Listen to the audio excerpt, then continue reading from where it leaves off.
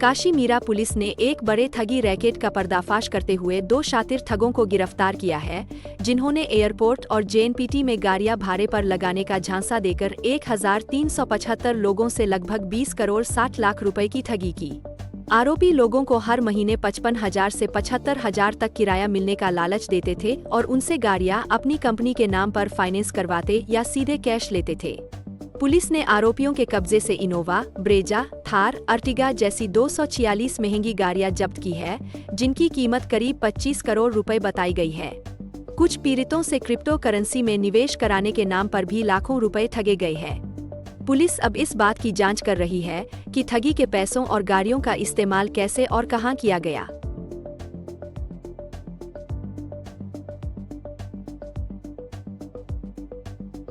तो आज की ये जो प्रेस कॉन्फ्रेंस है, इसमें हम लोग आपको ये बताने के लिए प्रेस कॉन्फ्रेंस बताई गई है कि एक आरोपी है जो अपना नाम बताता था राजू राजीव जोशी, लेकिन एक्चुअली उसका सही नाम है संदीप सुरेश अंदरकर।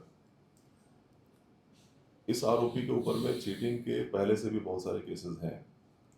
कुल मिलाकर बॉम्बे, न्यू बॉम्बे, एक गुजरात में भरूच, ऐसे कुछ जगहों पर मिला के 13 केसेस इसके ऊपर में चीटिंग के।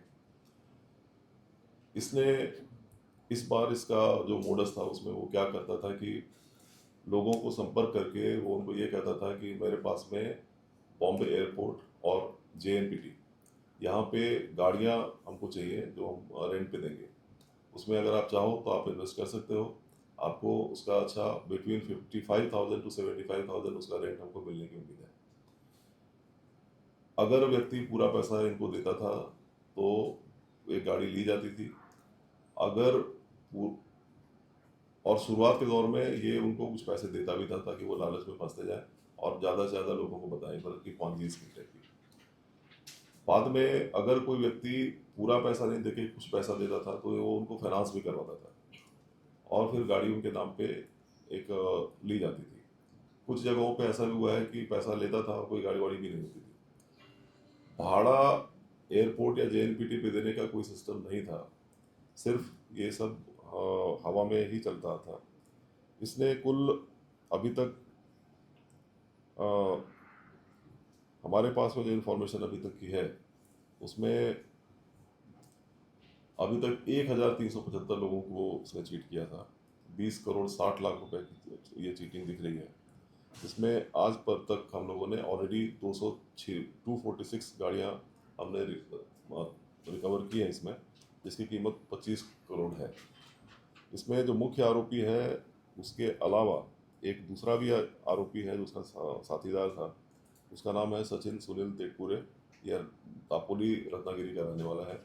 इसमें और भी हम लोगों ने 7 लोगों को आइडेंटिफाई किया है, जिसको हम लोग अरेस्ट कुछ ही दिनों में करने वाले हैं।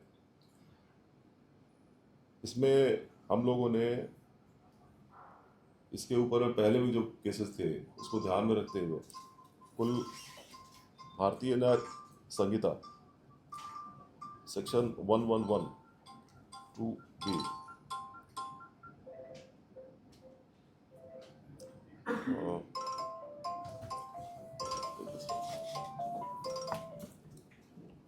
भी हमने लगाया है और ये बेसिकली यही इंफॉर्मेशन है।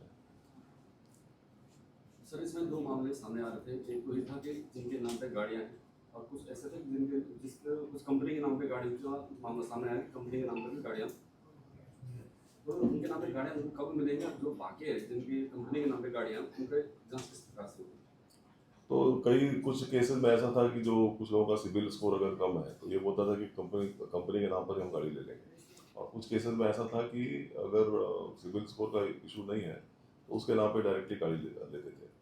हम इसमें न्यायालयीन प्रक्रिया जो है उसको पूरा करके फिरियादी जितने भी हैं उनको जल्दी से जल्दी ये गाड़ियाँ मिलने का वापस देने का प्रयत्न कर रहे हैं।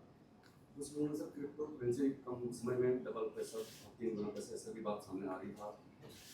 क्रिप्टो करेंसी का अगर इसमें कुछ अपने को दिखता है तो हम उसमें उसके हिसाब से जो अप्रोप्रिएट लीगल एक्शन है वो भी हम लेंगे। अभी तक फिलहाल कितने आरोपियों को हिरासत में लिया है और कितने को लेना बाकी है? हम लोगों ने अभी तक 2 लोगों को अरेस्ट किया है और 7 लोग और आइडेंटिफाई हुए हैं जिनको हम अरेस्ट करेंगे। सर ये इतनी बड़ी ठगी है जो राखी है, इन ठगे हुए पैसों का किस तरह से इस्तेमाल करते थे? किसी यश भी है किस तरह का कुछ आया सामने? वो अभी इन्वेस्टिगेशन उसका हम लोग करेंगे। सर एक सवाल ये है कि जिस तरह से इतनी बड़ी गाड़ी की पकड़ा है, क्या क्या इन गाड़ियों का इस्तेमाल जिस तरह की अभी स्थिति बनी हुई है पहलगाम अटैक के बाद, क्या इनका किसी देश विरोधी गतिविधियों में भी इस्तेमाल करने की कोई प्लानिंग थी? क्या पुलिस उस सेक्टर से भी जांच कर रही है? अभी तक हम लोगों को ऐसा कुछ दिखा नहीं है।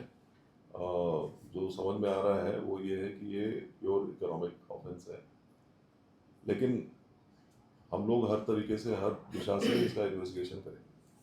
सर जैसे आपने कहा कि उसके ऊपर 13 मामले और दर्ज हैं और यहाँ पर केवल 1075 लोगों को उसने ठगा है, क्या ऐसा पाया गया कि और भी कहीं उन्होंने सिर्फ चालू किया था और लोगों को फंसाया है यहाँ से बाहर? तो आगे भी ऐसा ही वही है? हाँ, तो पहले तो 13 केसेस ऑलरेडी हैं, यस और जो ऐसा कुछ कर रहा था या नहीं कर रहा था, all will be investigated. Sir आपने बताया कि 246 वाहन जब्त हुए, तो कुल वाहनों की संख्या कितनी है? बाकी के वाहन कब जब्त हुए? तो अभी तक तो 246 का ही अपने को डाटा मिला है, मतलब लेकिन कुल वाहन इतने ही? फिलहाल तो स्थिति यही है आज के दिन में। इसमें बढ़ोतरी भी हो सकती है। अभी आप लोग को हम वहाँ लेके चलेंगे।